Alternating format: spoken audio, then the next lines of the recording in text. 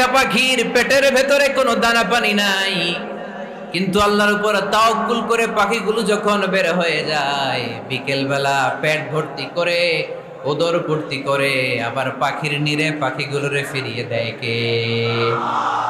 পাখিগুলো কি আমাদের মতো খাবার জমা করে রাখতে পারে?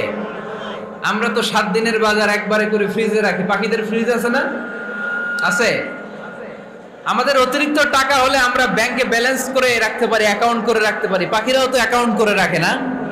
না, প্রতিদিন না খেয়ে বের হয়। কালকে ওই পাখিটা কি খাবে, কোন জায়গা থেকে তার রিজিকের ব্যবস্থা হবে আল্লাহ ছাড়া কেউ জানে। এটার নাম তাওয়াক্কুল। এটার নাম কি? আমাদের সাধ্যের, আমাদের ক্যাপাসিটি, আমাদের ক্যাপাবিলিটির সবটুকু করে আমরা তাওয়াক্কুল করি একজনের উপর। চিল্লায় বলেন তিনি কে? এজন্য ইসলাম আমাদেরকে শিখায়, সালাত যখন শেষ বের হয়ে যাও, কাজে নেমে পড়ো, কাজে কোনো লজ্জা